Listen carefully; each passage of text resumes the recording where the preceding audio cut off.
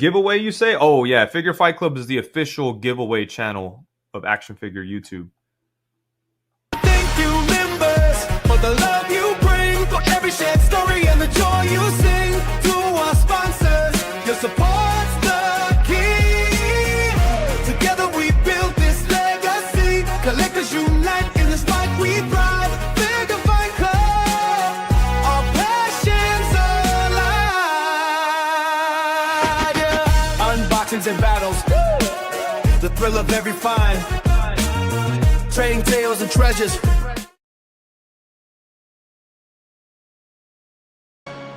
Figure Fight Club Community.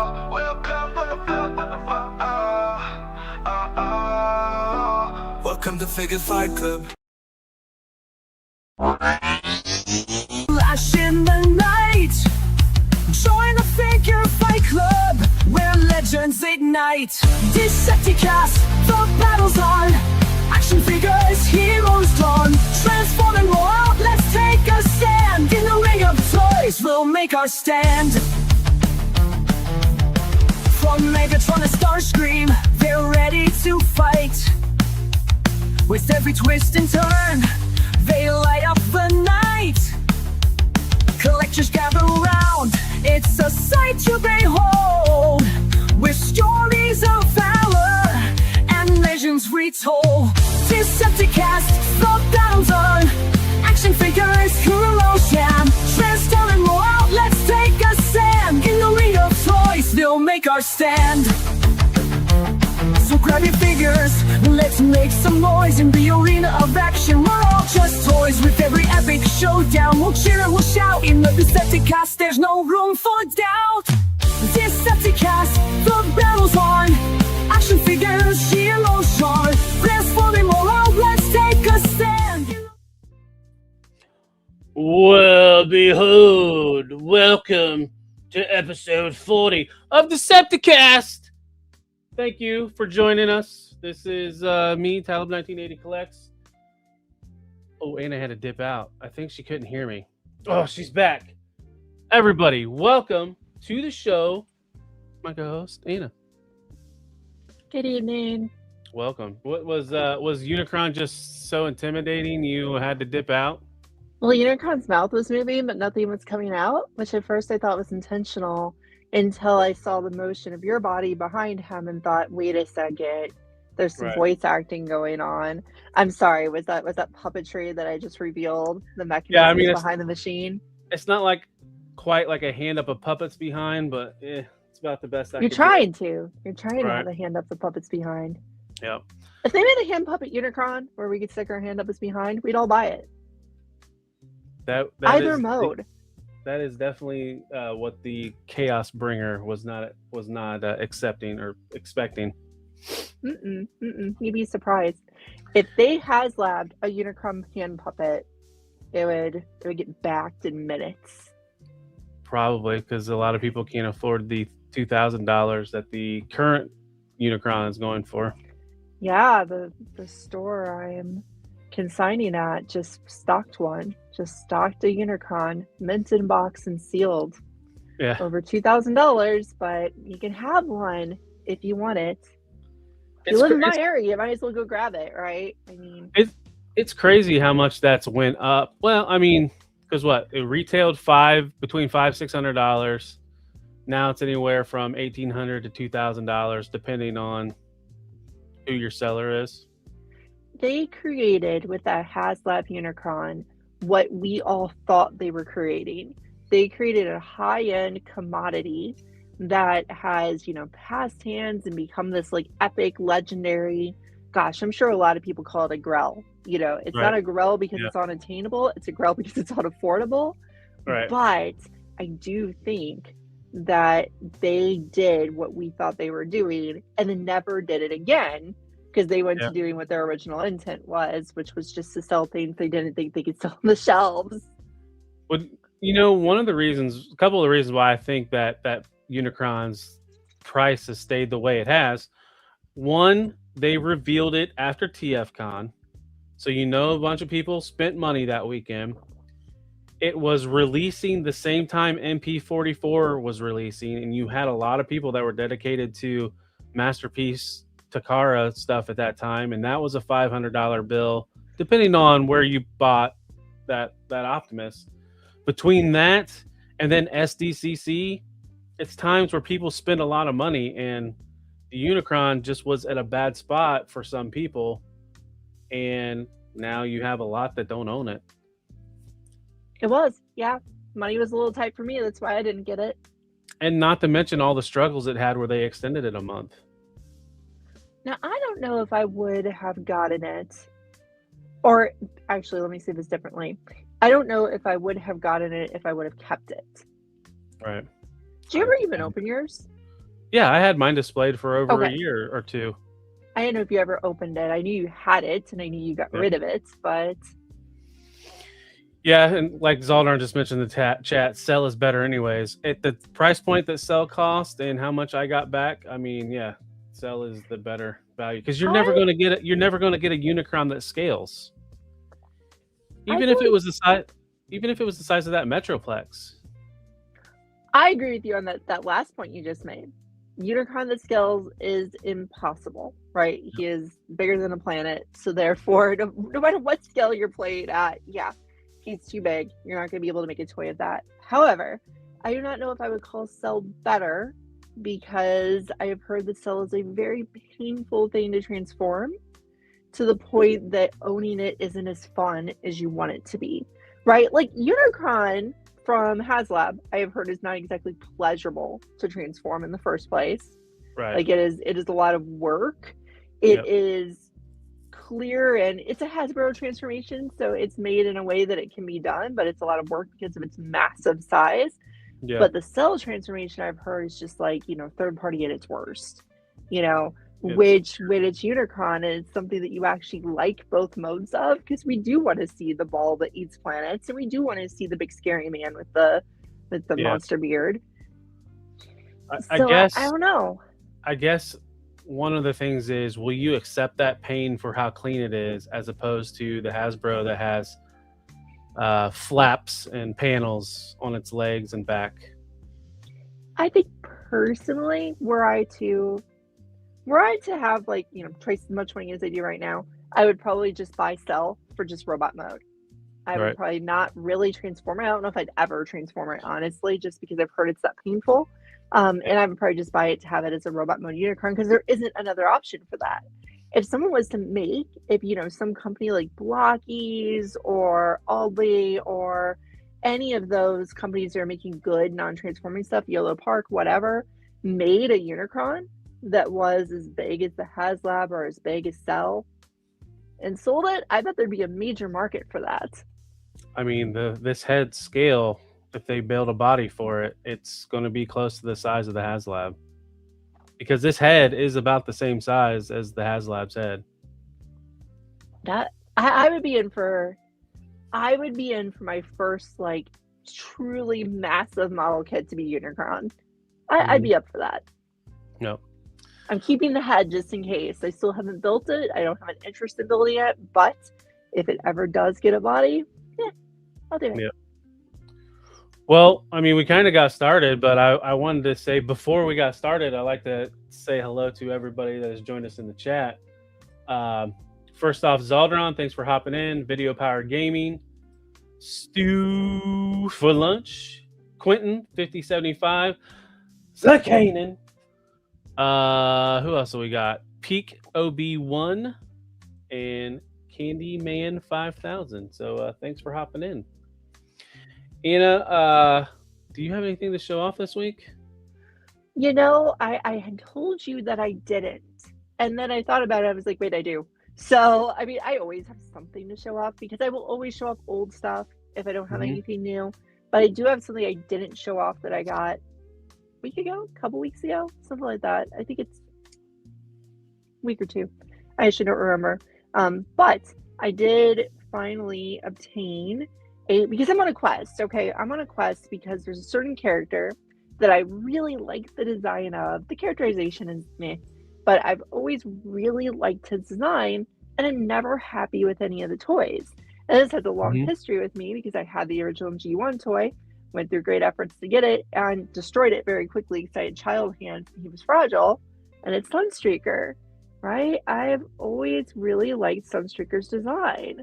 So for a long time, I was thinking maybe Legends is what I'll do.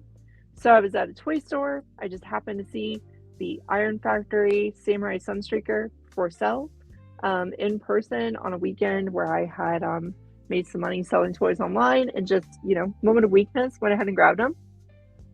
So Iron Factory has also made the Lyo Kaiser. Iron Factory has made some other combiners like the DJD combiner, the only version of that exists because they made it up. Iron Factory has made a lot of toys, and one of their current fascinations is making everyone as samurai type characters. Sunstreaker's a lot more subtle than most of them.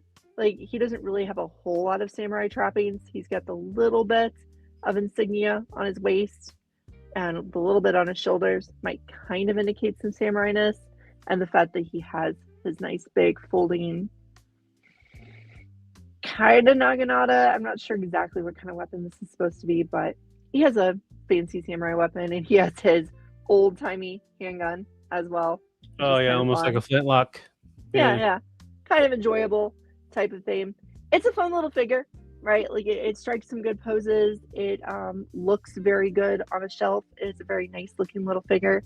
It has a tragic flaw that one of its arms comes off constantly, and it's every copy. It's the left arm just comes off when you mess with it quite frequently. It's on every copy of it. You know what's weird? How hot and heavy they are with that Minosaur set, and like we haven't seen an update in that in forever. We haven't. I hope we do, because it's neat. It's a really neat set. But I have to say, like, he is horrible to transform. Like, this is like X-Transbots level, right? This is like, he is frustrating, because I just, I got him to be a car with the front of the car kind of popped off and not really shoved in. Couldn't really figure out how to get it to go together. Put him back in robot mode. I'm going to try to transform again at some point. He's not enjoyable to transform. So, kind of a bummer, but he's also really cool, right? He does have his red karate belt. It's true. Okay. He's a really fun figure, and he's a representation of a character that I just can't get a representation I like. Do you have the MP of him? Do you have his official MP? Or did you end up going for something else? I have the KO, but yes. Okay. I had to get rid of my MP Sunstreaker because he scared me too much, right? I was just too afraid to transform him. I really liked how he looked. He looks great, but he just wasn't fun to play with. So I think, honestly, I should probably have the New Age toy instead of this one. I think I just kind of impulse bought this. I should probably cycle this out and get the New Age, but we'll see what happens. Because I don't like New Age's Sunstreaker. So, or wait, I don't like New Age's Sideswipe, I meant to say. I like their Sunstreaker. I don't like their Sideswipe. Big forearms. Yeah, looks goofy. So who knows what'll happen next? So I know you've dipped into Iron Factory when it comes to Lyo Kaiser. Have you got any other samurai stuff, or was that the only one? This is the first time I've played with their samurai stuff, and I think one of these days I'm going to learn to trust my initial judgments, because I've always visually thought there's just something kind of off about the samurai figures that I didn't really like. And not just that I'm not really a huge fan of samurai aesthetics, but I think it's just the way they go together looks like they probably wouldn't turn into cars correctly. And I think sometimes you have to trust your intuition that they may not do so. Now, I have a lot of other Iron Factory stuff, right? I've had their original Seekers. I've had a lot of their old toys and cycled them out. I have their Bruticus right now, and I'll probably keep that forever because it's pretty fun. I have their DJD combiner. I have their Lyo Kaiser. So I have a fair amount of Iron Factory figures. I thought you liked the Cheetor and was going to get that, or did that? I do like it. I think this might have made me not want it, because just feeling how uncomfortable this transformation is, and the fact they're both yellow, I just feel like it's gonna. Right. I feel like it's a curse. It doesn't really make sense, the part about them both being yellow, but the part about because I asked my friend who collects more of these samurai figures if the transformation was fun on the other ones, and she couldn't tell me that it was actually fun on the other ones. It was just well, I haven't transformed them many times. I was okay, I think they're just not. They're not up to what I'm used to with Iron Factory. Because if anyone who has the Lyo Kaiser knows, those figures are pretty simple, right? They're fun, they're relatively simple. They're not as complex as most Legends class figures, so they're enjoyable toys. This guy is overly complex. Well, let's see. Before I show off something, well, I got quite a few things, but first Ooh. I want to say welcome to Fig Fan Samurai. Thanks for hopping in. So, if you guys didn't or wasn't paying attention to tonight's title, there's it's kind of Blocky's themed, and that's because there was a lot of Blocky news. But I also picked up quite a bit of Blockies this week. Good. So if you guys anybody watched my live stream Thursday, along with Classic Class Scourge, I opened up 4 of these Galaxy 8 version stuff that I've been finding in the Easter section at Walmart. I opened a Shrapnel, and then he comes with a little bombshell bug. One of the things that's cool with this, so this is the first time handling one of these new bodies, the extra articulation they've added. So now you have like a double barbell head. So you get more articulation in the neck and the head, which it's nice. They changed the waist up instead of like just a peg. You have a ball joint, so you get a little bit of rotation like at that. And then the hips. So the hips are still a ball, but I just pulled it out of the wrong socket. But there is a swivel at the hip, so that part comes off and that piece goes in, and then you have a thigh swivel. They also changed the joint for the legs to give it a double jointed knee, so you get more range articulation in the knee. And that's pretty much it. Articulation. It feels like they gave a little bit more clearance in the hands, and you get more rotation in the wrist as well.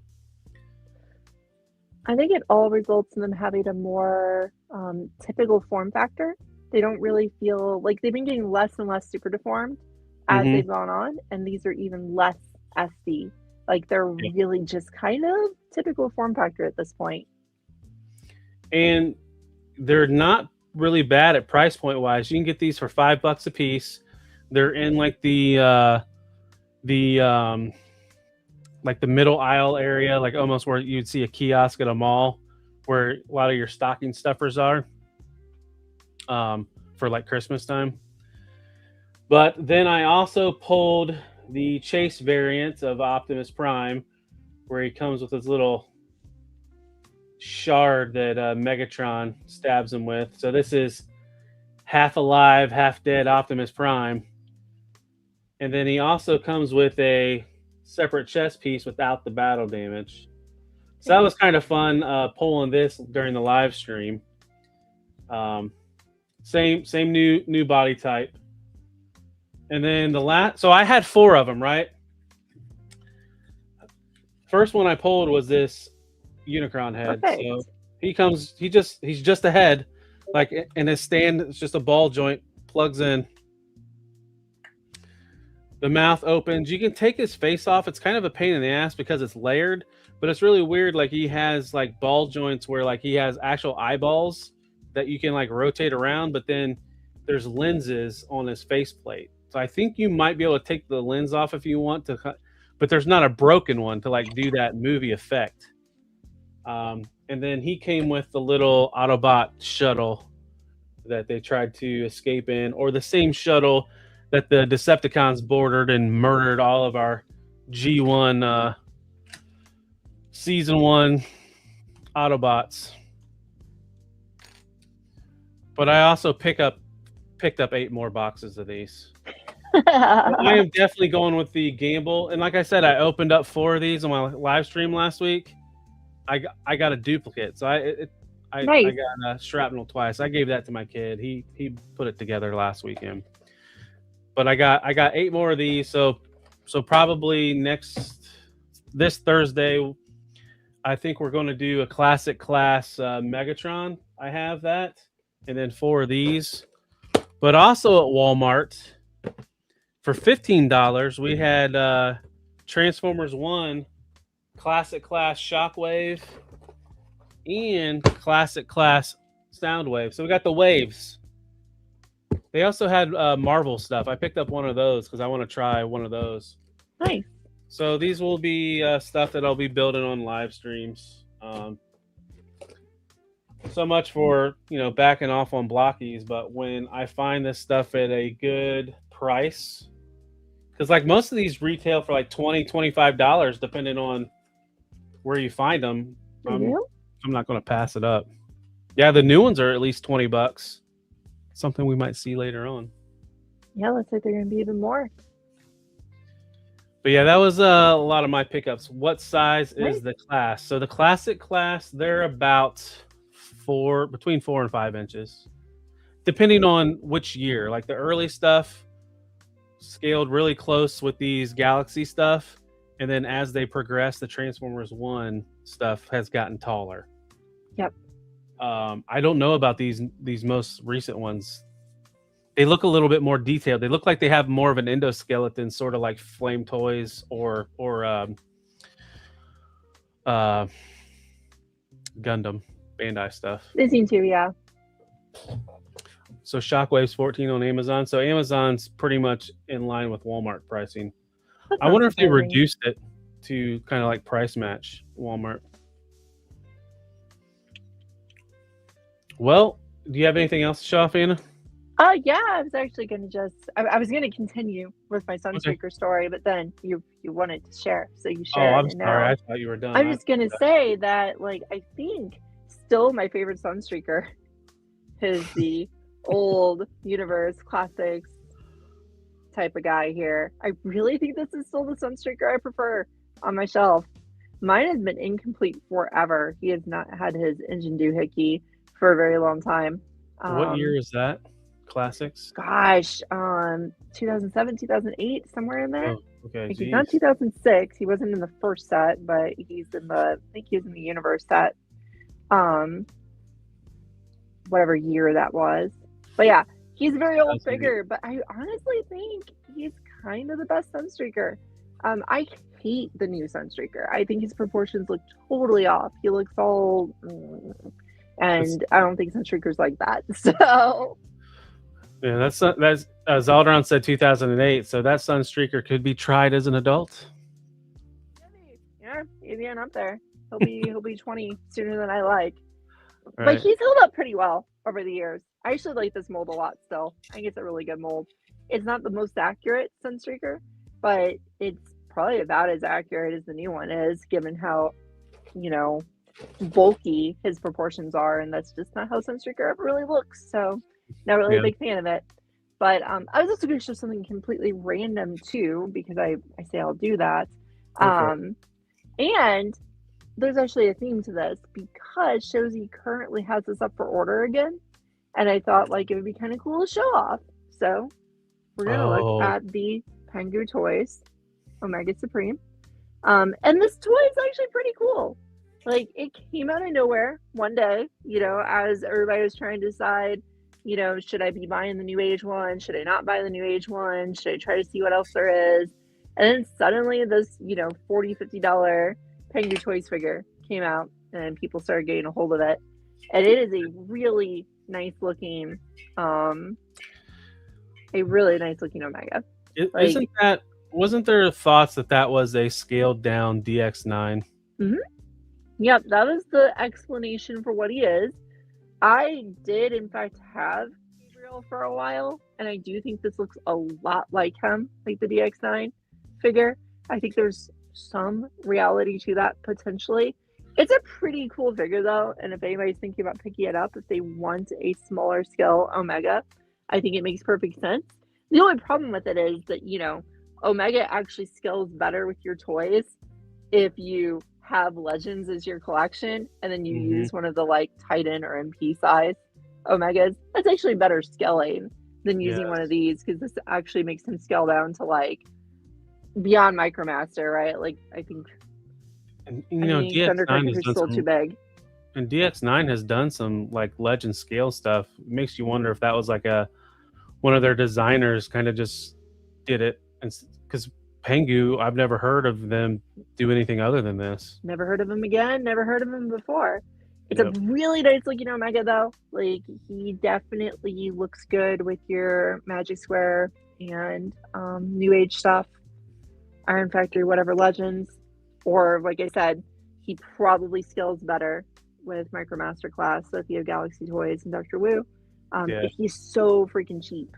So Yeah, for 40 some dollars, 55, 45 or whatever, that's not a bad deal. How's the transformation?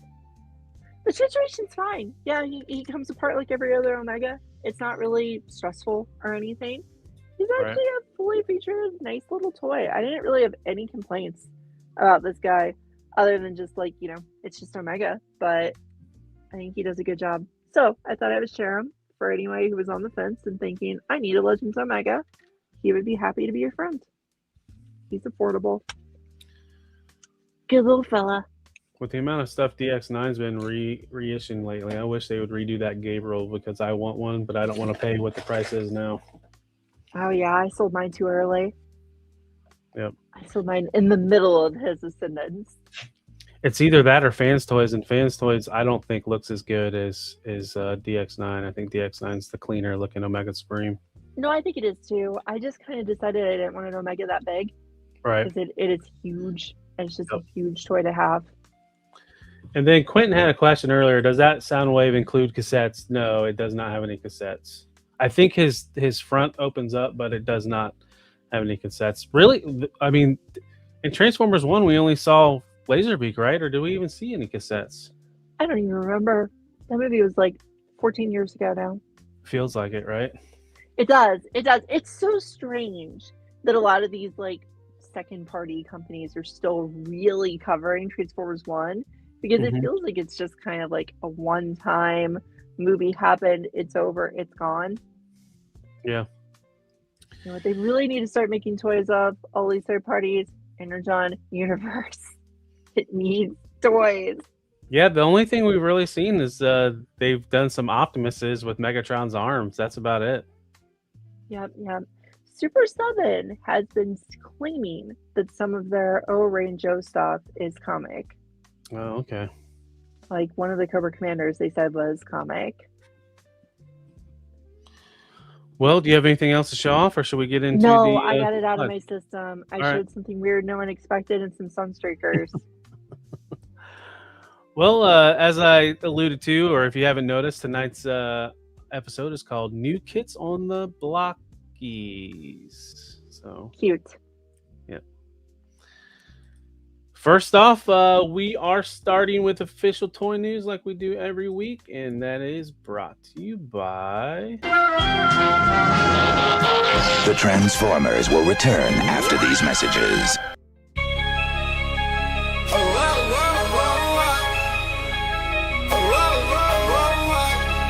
Yeah. Right, man. We now return to the Transformers. As I mentioned, every official Transformers news segment is brought to you by Collecticon Toys. Head on over and input FFC 10 to get 10% off your entire order. Now, moving into things, first is entertainment news, and Anna, I know you're a gamer. Are you kind of excited about this?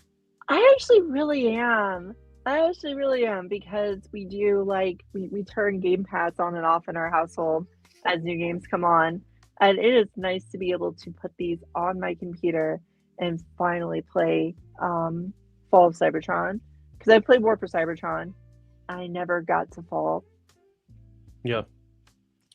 So I look forward to it. I don't like shooters, so it's not going to be like the best experience for me, but right. It's a cool I really story. hope this isn't just a Xbox Game Pass exclusive, and it hits Steam, PSN, and Nintendo services, because it always feels like the Xbox is trying to push their whatever content they own or licenses onto other platforms now.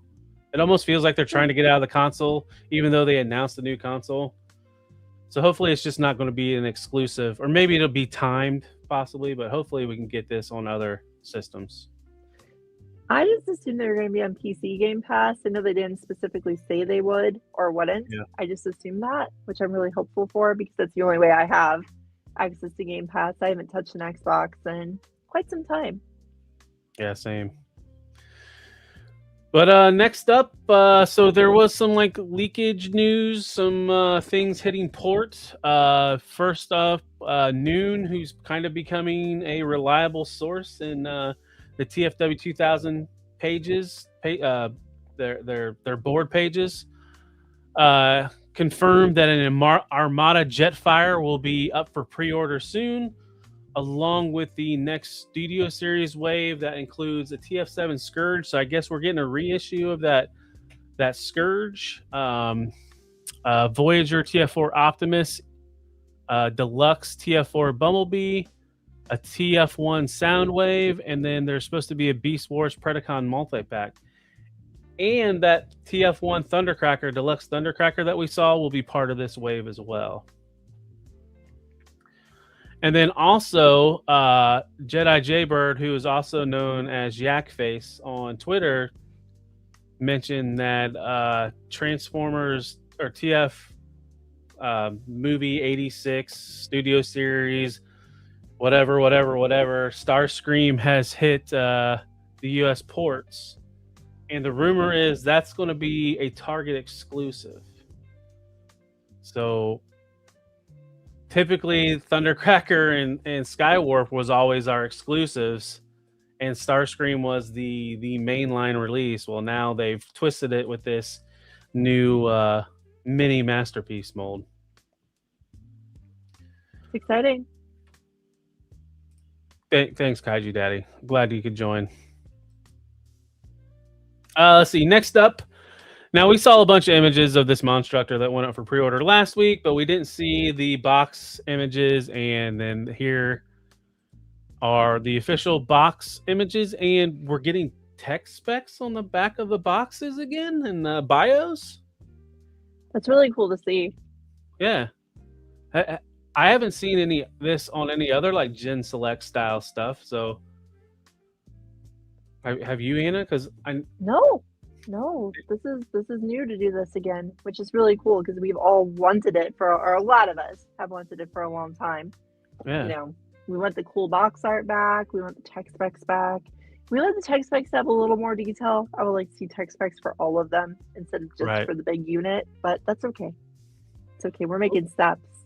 Well, we know a lot of that, the whole bio stuff kind of gets shrunk down because they have to be multi-language. Yeah, and that's okay. Like, I would like to see bios for all of them. Also in 5 languages. That would also be fine with me.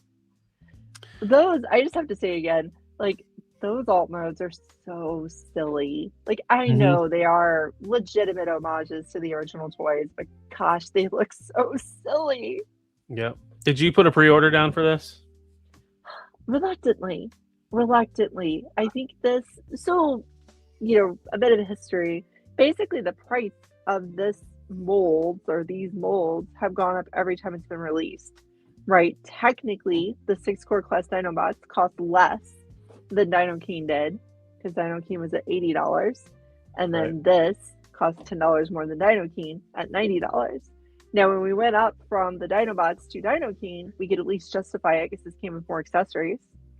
But now it's like, ugh, you know, we're just adding $10 more to it since the last release. Yeah, and I'm in the same boat. I reluctantly put a pre-order down, and the only reason is because what Zaldron said in the chat. 2nd ever official toy, 3rd ever toy, and that 3rd one that's not an official, Anna showed off a couple weeks ago, and is super expensive. Super expensive. So this is the affordable way to get it. I don't know if I'll end up actually getting it. Because you have the best version? Yeah. It just kind of depends on what I want to do with that best version. As I mentioned before, I'm getting a little nervous about Fans Project toys as they get older, just because their plastic has always felt like it wouldn't last as long. You know, some things you pick up that are almost 20 and it feels fine. Some things you pick up that are almost 10 and it's not feeling too good anymore. And usually I would suggest something like this, you want to get a pre-order down if it was like a Pulse exclusive. But this was a general release. It's available everywhere, Fan Channel, Pulse. So you probably don't have to pre-order right away. I don't know if you want to wait for clearance chicken, because it might be one of those things where it's available, and then the next thing you know, hey, I want to buy it now, and then it's poof, gone. But like I said, if you're trying to have a G1 collection, a modern G1 collection, this is a key component. I think there might be a fair amount of demand for it just because it is the second ever official toy. Although, technically, Monster has very little fiction, right? There's very little fiction. If you don't read the comics, Monster has no fiction. So there may not be as much nostalgia for it as we might think. Possibly. I own a few of the original figures. That's kind of why I like to have a Monster laying around. But otherwise... Let's see. Next up, so just kind of out of nowhere last week, we had leaked images of the Blockies' next wave of Classic Class. And the first one we saw was Transformers Dark of the Moon, Leonard Nimoy, or as everybody else knows him, Sentinel Prime. Yeah, I don't think Nimoy Prime's looking his best. Something is about this figure that I just don't like, and I can't quite place it. Yeah, the face looks a little off, and I enjoy this design too, and I do too. Thanks. I've always thought he was a cool design. Yep. And then next up is Bumblebee movie, not Starscream, Blitzwing. This one looks a little bit better of the two, I would say. Yes, absolutely. It looks a lot better. Yep. One thing I noticed, not immediately, they have changed the stands. Oh, yeah. They have. The connection points on the sides are still the same, but the foot pegs, from what it looks like, aren't in them anymore. So I'm trying to figure out what's the point of the stands. Well, it looks like it has a spot for a stick in the back. So it'd be like a flight stand. Flight stands, yeah. Yeah, but I just don't see those parts on that sprue list there, unless it's secret parts that are common throughout. So we'll see. And thanks for hopping in, No Chewing. Appreciate it. So here's some more images that were leaked. Just kind of like I mentioned earlier, it looks like they're kind of doing that whole endoskeleton thing like we see with Flame Toys and Bandai model kits, or as Kaiju Daddy would say, Bandai in his accent. Yeah, I already showed that Abby while he was away. Don't give him more credit than he already deserves. Let's see, and then here's kind of an inside look at Blitzwing. And you know what's funny is this kind of like blew up on the socials, and then Blockies was like, "All right, hell with it. Here's our official photos." I don't know if this helps Sentinel, but something's off with the face for sure. I think it's the face, and then I think it's just like he doesn't have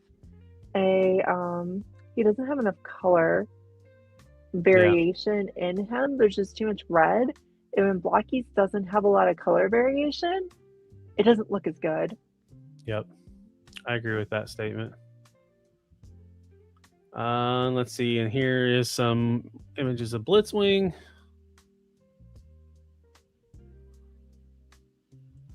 And then we get the reenactment of that scene from Dark of the Moon, the final battles between Sentinel, Megatron, and Optimus.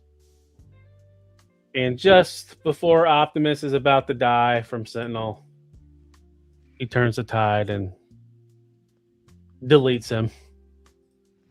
Is Sentinel the one where he blows his face off, or is he the one where he rips his head off, or his entire torso? trying to remember. I remember he does 2 brutal executions in the end of that movie. Right. I think it's face related, for sure. It's been a while since I've watched this movie, but it's One funny how was they the ripped. face-off. It's and the funny how other they one- ripped Optimus's arm off because he did lose his arm in that battle, so they took Yep. his arm off. Zaldron saying shotgun to Megs Use was the shotgun. Okay. Megs was decapitated. When he rips them apart. Yeah. Oh, Prime is brutal in those movies. And you know what's funny is so Blockies release these official images, and then people already have this in hand over in Asia. Nice. So you kind of get a look, and there's all the parts. You see the opening for No the stick. fight stand. Yeah, no Yeah. stick. That's like interesting. Yep. That one does look pretty good, I would say. That one Mhm. looks pretty good, but the Sentinel on that end too. Oh well. I know, Quentin. It was kind of a joke. The face didn't look a whole lot like Leonard Nimoy, but Leonard Nimoy played the voice of Sentinel Prime. I always call him Nimoy Prime.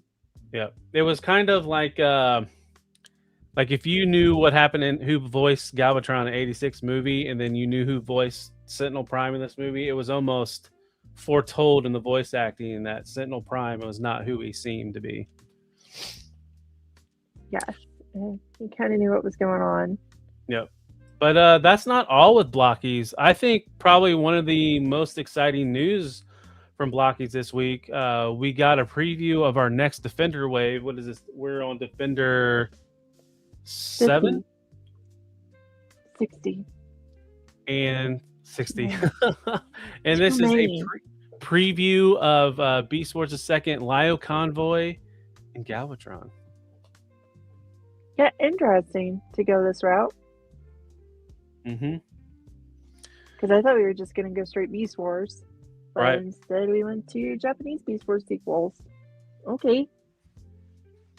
Yeah, I'm curious how much further they dip into Japanese Beast Wars, or if they'll bring some more Maximals or Predacons from the American Beast Wars, or what they'll do. I mean, You give me the Japanese anime fiction, and I'm going to suddenly start buying them again.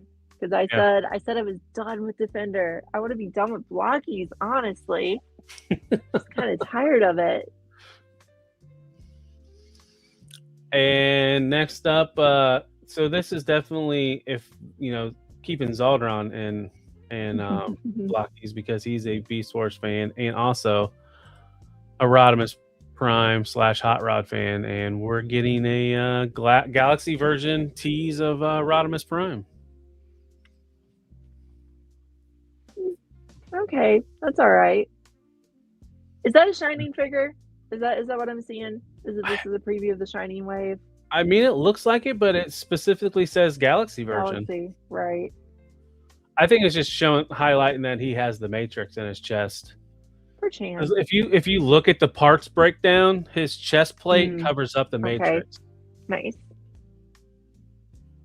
And we're not done. There was all kinds of Blockies news. Like if you like other stuff, there was a lot of other Blockies news, It but was. so now here's Champion Class, which Champion Class is so confusing because Champion Class is Classic Class. It just Champion Class is really small on the corner and Classic Class is big. So these are Classic Class Transformers Bumblebee, Optimus Prime, and Bumblebee from the Bumblebee movies. It's real funny. Like Classic Class just sticks into the movies. I don't want to say live action, but Transformers 1, They do. it's Rise of the Beast. It's all been theatrical stuff. And there's more. We finally are going to see fully, not pre-production sample, Transformers Prime, Optimus Prime Action Class. And they're doing a 2.0 of the original Optimus Prime and the G1 Optimus Prime. Might have to get that one to go with the others because the original Action Edition Prime did not look like the later Action Edition toys. So Right.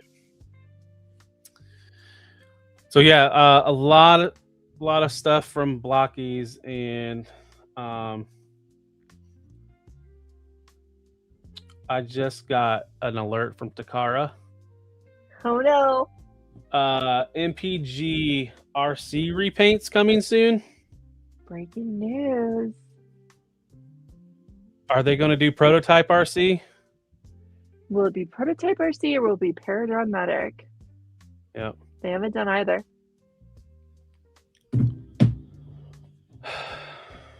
What if she's a remold with a fixed chest? Oh, could you imagine? Could you imagine? I would feel so vindicated. I would feel so justified in everything I've done. Yep. Well, if Takara's dropping stuff right now, that's probably not the only one. So, anyways, carry on. Yep.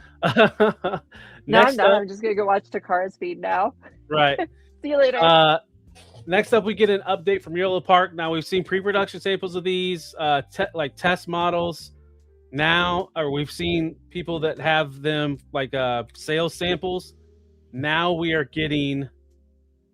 Yes, Kaiju Daddy, Ultra Magnus is hitting your side of the globe.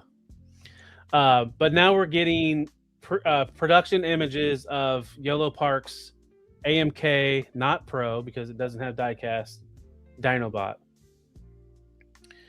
And he's looking better and better the more we see of this Dinobot. I wish I could have put it on here, but it was a video.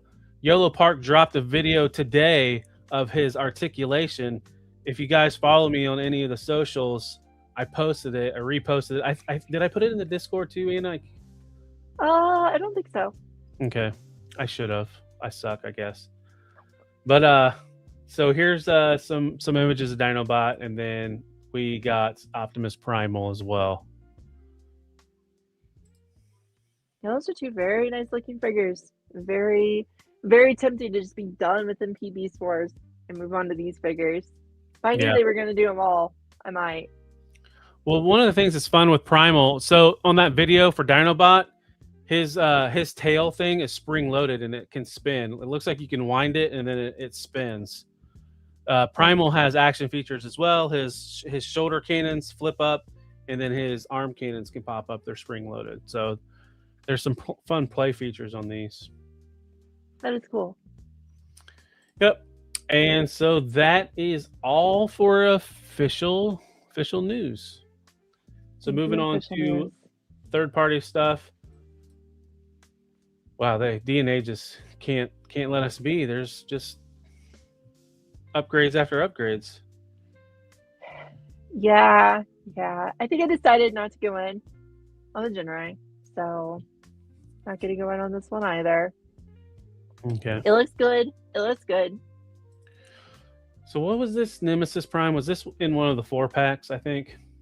Yes, this was in one of the 4-packs. So yeah, this is similar to the upgrade kit we saw. Was that last week when we saw from TFCon? Yep. Weeks are melting together. And then it's kind of the same one that they did for Motor Master to kind of turn it into like a pseudo Minosaur. So it's the stuff we've seen. Yeah, I mean, it's just basically a repeat of the Jinrai. It's not Nucleon Quest colored. It's still Nemesis colored. Right. So it's kind of something. It's something. Yep. Let's see. Next up, we have Showtime!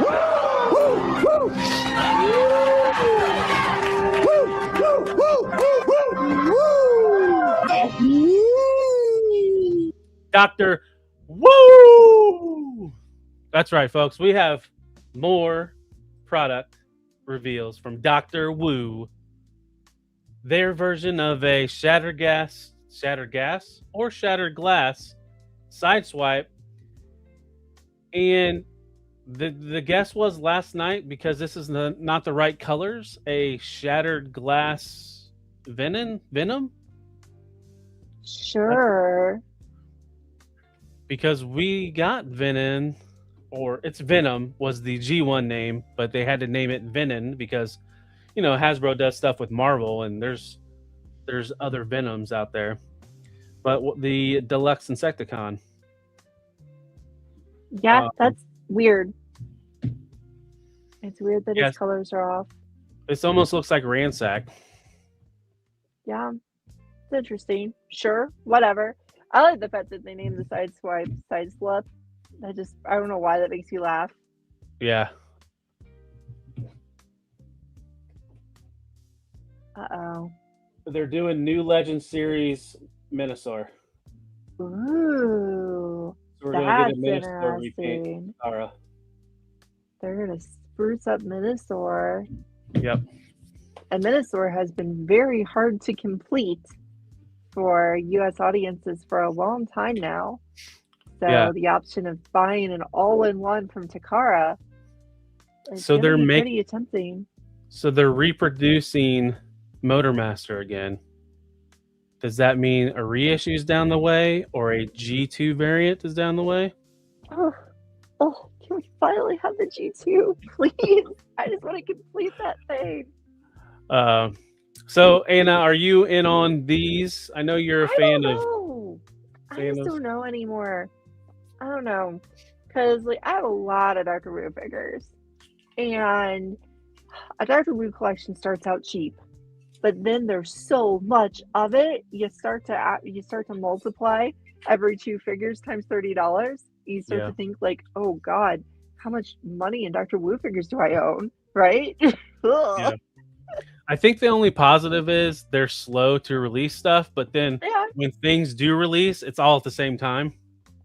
Right, because right now, if you had your pre-orders in, you would be receiving $90 of deaths and some bugs, right? Yep. Which is cool. You get all 3 of each set together, but that's a $90 investment for MicroMasters. So it's a hard sell. I do like MicroMasters. I do like the scale, and I do like Dr. Wu. It's just how much of it does a collection really need? Right. I don't know. Hard question. Well, the more MicroMasters they do, the more that I will partake in Dr. Wu. Yes, you're after the true MicroMasters, not the MicroMaster scale, but the true, when they start finishing the teams that Hasbro was like, here, have a couple crappy members of each team. When they start doing that, you'll be in. Let's see. Next up, we got... I'll be back. Guess who's back? People keep asking if I'm back, and I haven't really had an answer. But now, I'm thinking I'm back. You gotta put your back into it, dumbass.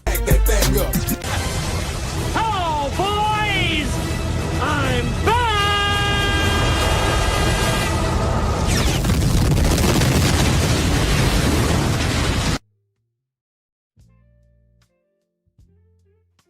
Well, we got a reissue of the week, and it's probably one of the strangest reissues. It really doesn't make sense if you're a Masterpiece collector. DX9 is doing their Tyrant, or their version of Galvatron. This is Masterpiece scale. This is after everybody was nailed with Fans Toys 2.0 Galvatron and X Transbots Abaddon, which was their version of Galvatron. I think this is under $100, but at the same time, a lot of people check the box. And Can I just say, though, DX9's Galvatron is a truly fun toy. Okay. It is truly enjoyable to own, to play with. I had one for years. The friend I had traded it with had somehow popped off one of his crotch pieces, and therefore he was just missing it, and I couldn't stand it. So I ended up selling them. I kind of want to get this now because I've kept DX9 Carry, the Hot Rod or Rodimus, whatever. And I kind of want this again because it's just a really DX9 toys were fun. They were almost MP looking, but they were really fun toys. So I stand by it. I like this guy. Well, it's available on Show Z right now, so I think it's just pre-order, but the full price is on there. Buy it for me and I'll have one. There's just so many toys to get right now, right? Like, infinite resources are needed. Yep. Quentin earlier asked, where's G2 Orange Constructicons Devastator? Anna would like to know the answer to that. I've been asking that for how many years since they originally came out? I only got one of them as a child. I've been asking for that many years. I'm surprised New Age didn't do that with their Devastator with the amount of different repaints they did. They didn't do the orange and purple one. I know. Nobody does orange. Yep. Even among the KOs of Hulky, the orange one was so rare I never got a hold of it. Ridiculous. Rare KOs. Yep. And the amount of like what repaints they did with that those Dinobots. Like what, there was 6 or 7 different variations of that. You would think. And Devastator didn't get one. No orange. Let's see, but moving on. So Craftsman Toys kind of did a little update on their Grimlock / Volcanicus torso. And it comes with this big ass flame effect. And along with the Grimlock, they showed off CAD files of their Swoop. So it looks like Swoop is next. Looks good. And he's got a big old wingspan. And then next up, probably the most exciting update I saw this week, because I have my third piece of Fans Toys Devastator en route. Now this guy, Long Haul, is coming soon. And like I said, I thought that Fans Toys Devastator is going to be my Devastator.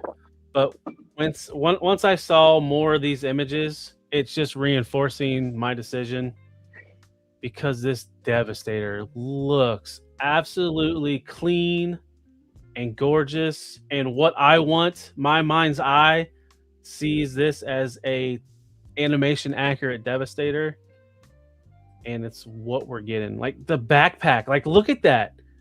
Like I know there's a huge price difference between what we got from Hasbro or some other companies, but like that backpack is non-existent. It's very nice. Yeah, that's a nice looking Devastator. One of the best for sure.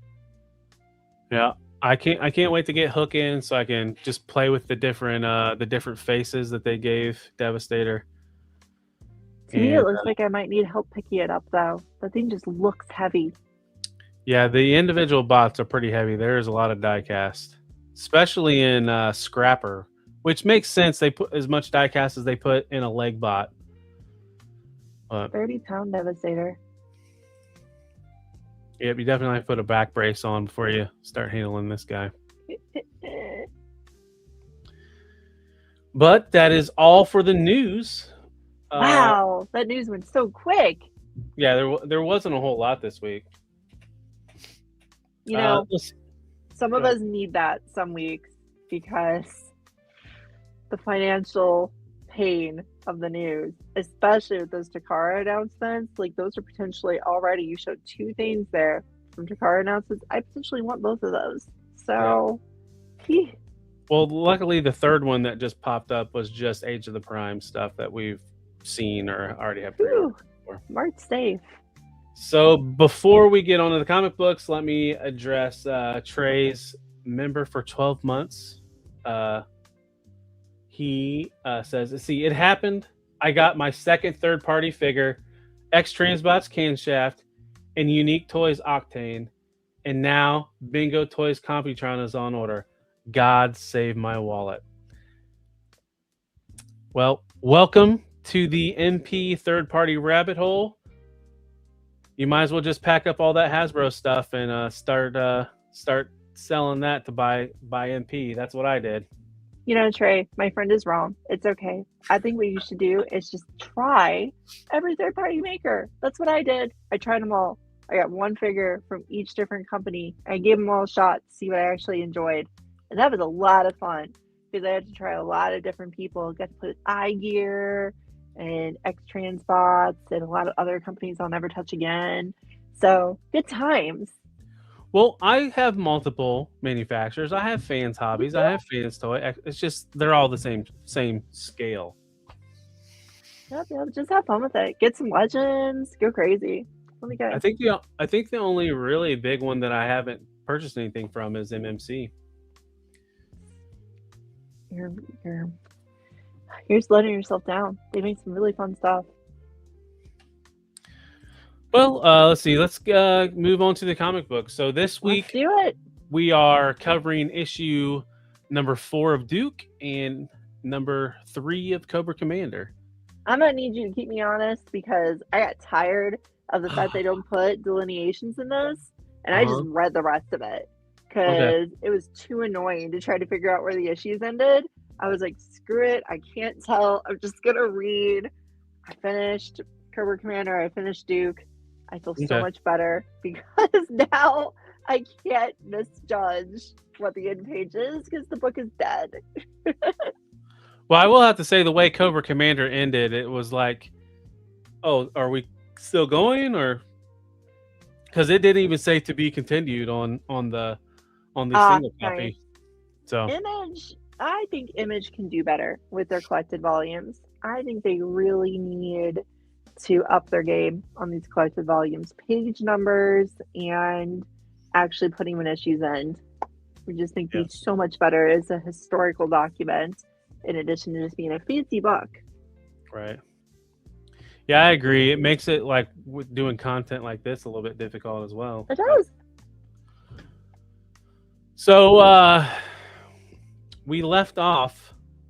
Cobra Commander was going down this pit, being grabbed by this monster. But before we get to Cobra Commander, his bodyguard is pissed off and just takes it out on a snake that tries to attack him. I want before we get on to this issue, did anybody have like theories of who his bodyguard was since we started reading this comic? Yeah, I'm 'Cause I curious think- if anyone would. But anyway, so and then we get back to Cobra Commander. He's being drugged down to the Energon source that looks like it's mutated these alligators. And he gets, but at the same time, like I didn't notice it. It almost looks like if that is the Dark Energon, it's turning them mechanical. Because you look at that eye of that alligator, and it has a mechanical look to it and a little bit organic, like a crossbreed. But anyways, you see a arrow go into the water, and then we cut to the next scene where we're in the Dreadnoks hangout, their tavern. And it almost looked like functioning people until, to get their attention, Ripper just shoots someone. You know, It's like, not like they're functional. Nope, they're not functional. it's not like he hit him to maim him or anything. That's like a gut shot. That's a fatal shot if he doesn't get he medical killed that attention. guy. The guy who was a Dreadnok. Is Flint his bodyguard? That's a good Good guess. guess. I like it, Quentin. Just gonna pull up his mask. Be like, I've been Flint the whole time. But just from this scene here, it looks like Zarana is pretty much the leader of the Dreadnoks right now. Like, Yep, with her other brother missing. mm-hmm. And speaking of her brother, he comes in with our friend Cobra Commander, chained up. This guy, he's Xandar, right? That's his Correct. name. Does he ever show up in the cartoon, or was he just a comic character? No, he showed up in the cartoon. Okay. He I showed don't up the remember same him. season. He showed up the same season as Zarana. Okay. I just don't remember him at all. So they sit Cobra Commander down, and Buzzer finds a booby trap on Cobra Commander's mask. Yep, gets electrocuted. Yeah, and so they make fun of Buzzer, and then Buzzer's trying to defend his honor, and then the next Dreadnought to try to make Cobra Commander break. It's Torch, and Cobra Commander's like, Torch? Oh, he learns who Torch is. Yep, tries to torch him. To the face. So every Dreadnought gets their little chance to smack Cobra Commander around. Literally smack / like, this is brutal. As always. Right. But Cobra Commander's really not reacting. Like, nothing vocal is coming out of him. He's just taking it. And then Xandar tries to play. Well, no, first Ripper tries to play a little bit of mind games with Cobra Commander, which is really weird to think, like, Dreadnoughts trying to play mind games with people, because typically they were kind of aloof idiots. Yeah. But it's funny how Xandar thinks he's gonna get the one up on Cobra Commander, and Cobra Commander gets in his head immediately. Yep, he Like, does. Playing his sister and playing him and his sister, like, you know, like he's the underling, or Yep. under her thumb is what his quote. And then which is instantly gets on. And which is what's like kind of a great comment next, as he's storming out of there, calling Buzzer a poser. And then, so clearly Cobra Commander has studied the Dreadnoughts before he's entered their camp, because he's explaining how Buzzer was once a teacher, and he just had a fascination with biker gangs, and that's how he kind of got in with the Dreadnoughts. So he tries harder to be the tough guy, and that kind of gets him in trouble in the next scene. Always loved his backstory. It's always been funny to me.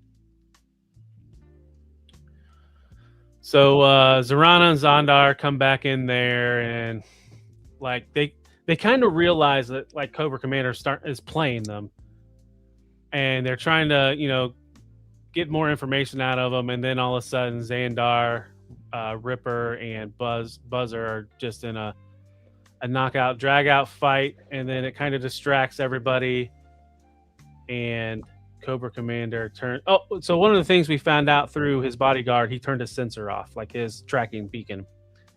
So in a state of confusion, he turns his beacon on,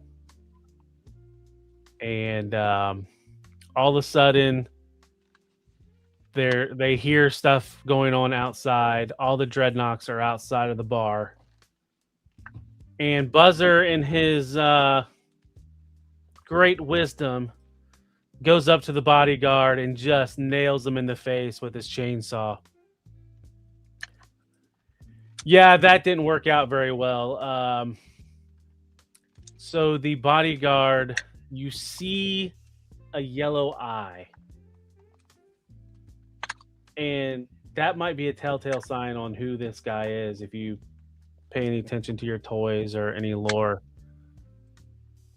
The bodyguard starts ripping flesh off his body, and it is none other than Nemesis Enforcer. Or what does Hasbro have to call him now? Nemesis Immortal. My bad. He's Enforcer to me. And this is a spitting image of the classified Nemesis Enforcer. And even it helps justify the changes on the classified figure, because before it was like, oh, he's off, he doesn't look right to me. But if he matches the comic, he has a purpose. Right. And they Lenny even mentioned that they was working with the comic books on this design back and forth. Nice. So you know what that tells me? In the future, we will probably get a reissue or a repaint of this. If anybody missed out on Nemesis Enforcer, the reason why I'm just bringing that up is this figure is super expensive because it was a Pulse exclusive. And this is not the last panel. You would think this would be the last panel. The last panel is Cobra Commander watching his work, and just the screams, the the noises that Nemesis Enforcer is inflicting upon the would-be dreadnoks trying to attack him. Yup. Yeah, would-be dreadnoks is a good way to put it, because a lot of these guys, I don't think they're gonna make it. Right. They'll go good with the gunshot victim. So now we move on to Duke issue 4. And if you guys remember, we were at the pit. Duke was captured. He was thrown in jail. The Baroness was next to him. And then the issue ended with the Major Blood and his goons attacking the pit. He's got Duke dead to rights. And then the Baroness shoots Major Blood in the head. Yeah. So now we're back to the pit, and you kind of see some of the stuff going on the outside. Stalker is looking for assistance, but comms aren't working. And then next we see the Baroness and Duke. They're kind of having a discussion. He's not reasoning with her, but telling her, like, I know you're a better person, and you were just like a spoiled rich kid, and you're, and he's just trying to reason with her. He's doing what Duke does with people, like building them up to help him, basically. And then as they're having this discussion, Rock and Roll and Clutch are just beating the crap out of Major Blood's henchmen in the background. And then Baroness has a change of heart and lifts Duke up, and then I think Stalker reconvenes with these guys.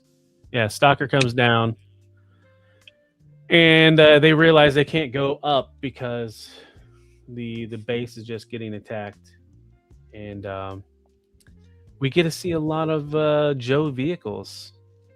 We do. Like in the hangar.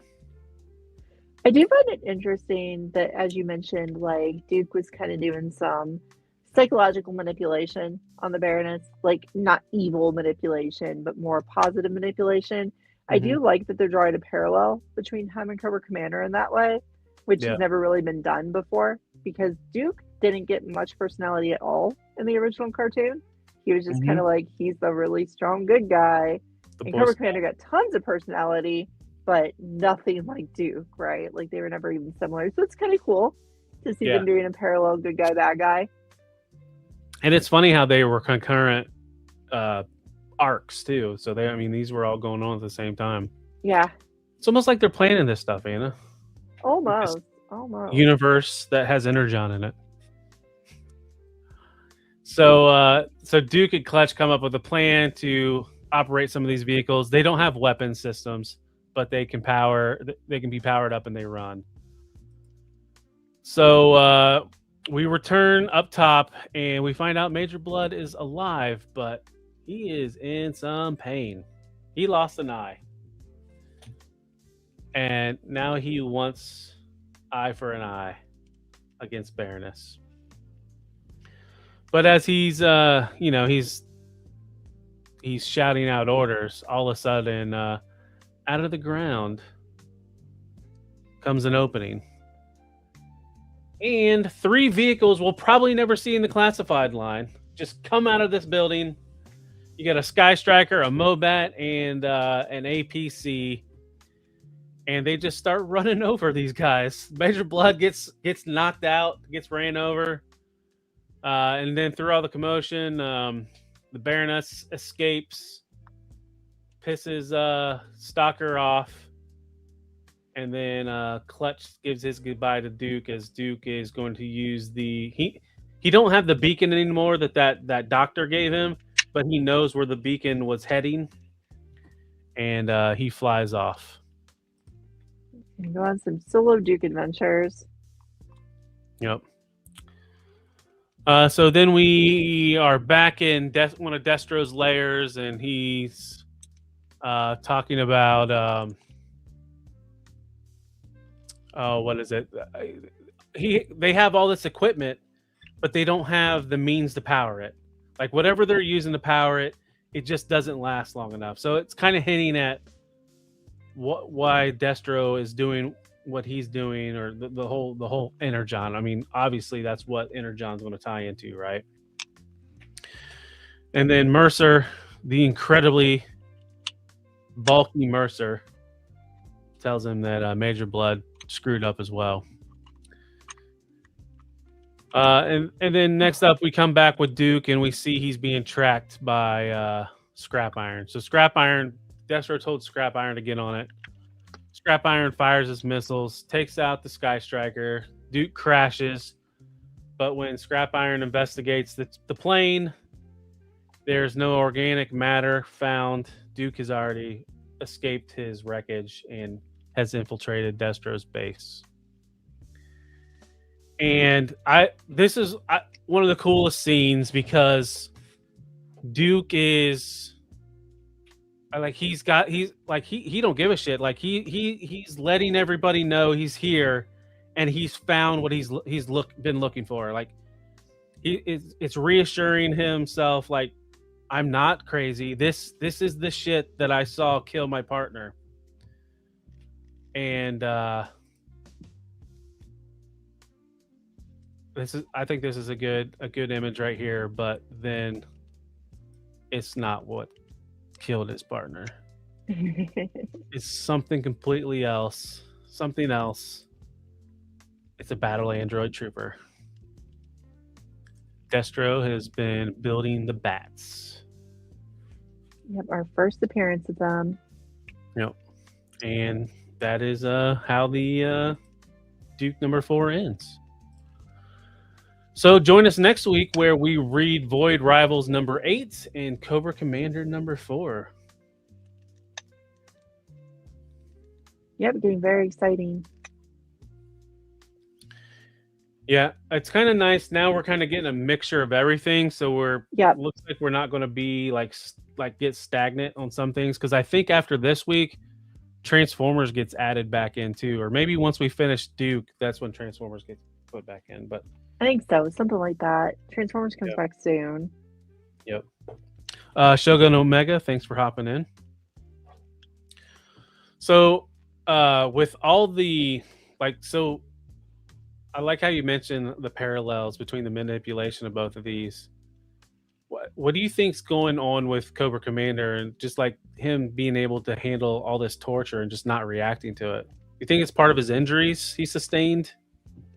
It might be just part of the life he's lived, I think. Like, I think he's gonna, like, even at the end of Cobra Commander, we still don't know his full backstory.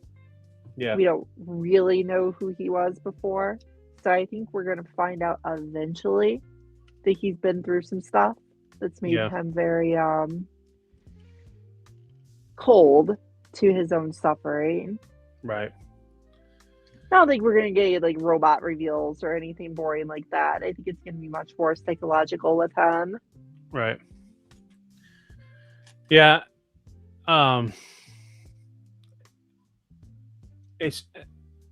It's like, I know we'll get more of Duke like when we get to the Joe stuff, but I really like how the author is just like his journey so far in this book. Like it's been, not that long of a time frame to think about it. No. I do. There's a reason I made the statement that Duke didn't really get a lot of characterization in the original cartoon. And I do like the fact he's getting characterization here.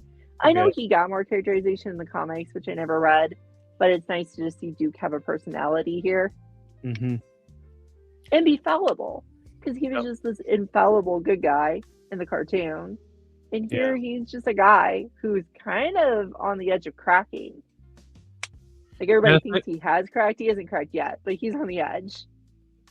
It's like I've read the Cobra Commander, but I forget what happens in the next issue, which is kind of good because it's been 2 years since these came out, so I mean it's been about a year and a half since I've read these, so yeah, I remember how the whole series ends. I just don't remember what happens in this issue, so that's what's kind of fun about revisiting this stuff. I was thinking about the state of things at the end of the 2 books and the end of the 2 stories, and just like how I don't know how much of that state of things is still actually the way it was, because the G.I. Joe comics on like Is it on like 20 something now? No, because remember it started a year after Transformers, and Yeah, I Transformers. thought they were publishing a little faster to make up for that. Oh, they might have been, but I can't remember what issue it's on, but yeah. Because what Transformers was just 30, just hit last week, right? yes, that's right. The one with the twist. Yeah. I prefer. One thing I do like is there's a certain character, even up until now, hasn't been introduced. Like a main Joe character that's like the face of G.I. Joe. Ah, yeah, you're right. And I don't mind seeing that character not be around. Right. Because he's never as interesting as we want to think he is. Right. So he's a little boring. So it's not bad not having him around. I agree with that. I hadn't really thought about it. Yeah. He still wasn't around in the main comic. That's crazy. Quentin would like to see a Serpentor have a solo comic. I'm curious how Serpentor would exist in this world. Yeah. At least not anytime soon. Yeah. Because he wasn't a Cobra Law creation originally, but I feel like in this version he would have to be. Right. Because Cobra Law exists from the beginning. Well, at least in the cartoon, I don't remember how he was created in the comic book, but in the cartoon, that's true. It was Dr. Mindbender created him, but then in the movie, it was all implanted in Dr. Mindbender's head. So that is true. They made that silly excuse. Trey, I have a feeling too when they do finally get him to show up, it'll probably be like Free Comic Book Day around that time, maybe, or something like that. That seems like when they always have the big reveal of something major. Yeah, it'll be a huge deal. But with Mask being an Energon, maybe they'll push it back some more and try to, push that. Yeah, maybe. But yeah, that's all we have for tonight. Is there anything you like to tout that you got going on, Anna? Nope, I'm on this show. I got the toy store that I'm consigning at, and that's it. That's all I really got going on. If you're in the Minneapolis area, check out the Crypt Toys Exchange. It's a pretty cool store. Been open for a few weeks now in the Maplewood Mall. It's pretty cool. And otherwise, I will put up something on Instagram someday, and I'll be here again next week with my friend Talib.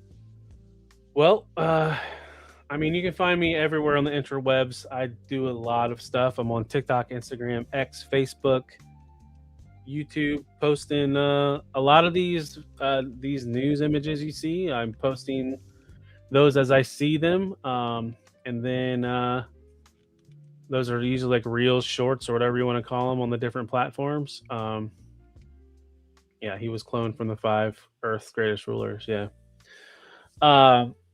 And then, so on my channel, I compile all that stuff for news and review. That premieres every Tuesday at 1 a.m., which is in about an hour and 20 minutes or so on my channel. See, also Tuesday or Thursday nights, I go live. I'm building blockies. Some of the blockies we showed tonight, I will be building on my channel. That starts at 10:30 on Thursdays Eastern. These are all Eastern times. And then Saturday nights at 11 p.m., me and some guys get together for a little show called Men on Films, where we talk movies.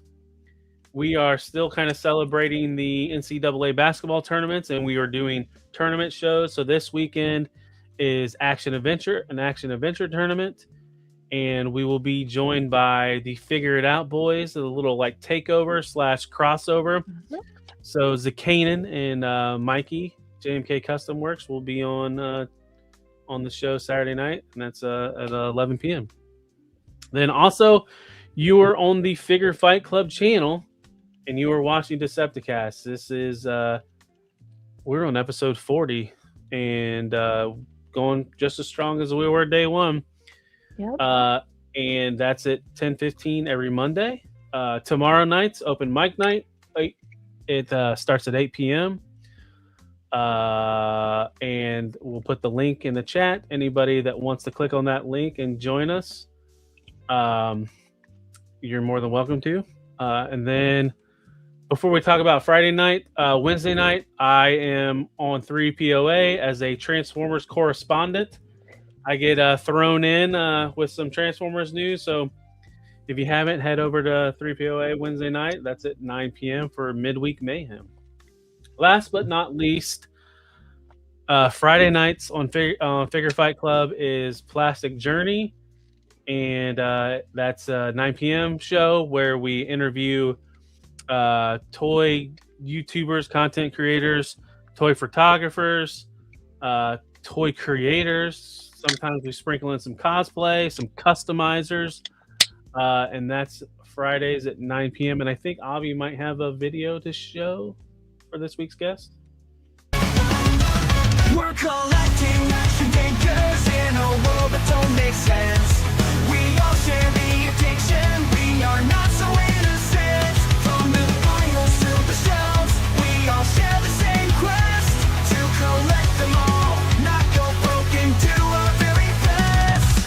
Welcome to the Plastic Journey Podcast. GI Customs for Friday show. That's right, and that'll be a live pre-record. And then there will be no after show. Like we typically do after shows on Friday, but I think we'll be doing an after show this Tuesday. So stick around Tuesday. Avi's king of the giveaway, so there will be a giveaway on that Tuesday show at that members only. But before we sign off, I want to thank everybody in the chat for joining us. Thanks, everyone. I saw Kaiju Pants, Kaiju Daddy. So 2 of the 3 Kaijus. See Peak OB1, Quentin 5075, Fig Fan Samurai, Stew for lunch, Candyman 5000, Zaldron, Trey, Toyama Trey was here. See if I missed anybody else. That's about it. And then I'd like to thank our moderator, Sakanen, for joining us this evening. I appreciate everybody. We'll see you on the next one. Take care and peace. Bye.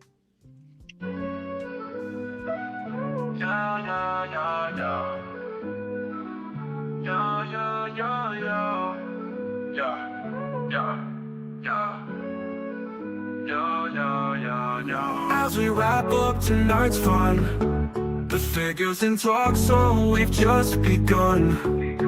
Join us next time for thrills anew. In the world of Figure Fight Club, it's all for you. Make sure to subscribe and smash that like button. See you next week on Figure Fight Club, stay strutting. This isn't goodbye, it's just to see you later. In the meantime, go check out another creator. So keep your figures on display until we gather here someday. Remember the tales and the laughs we shared. Here at Figure Fight Club, you're treasured and cared.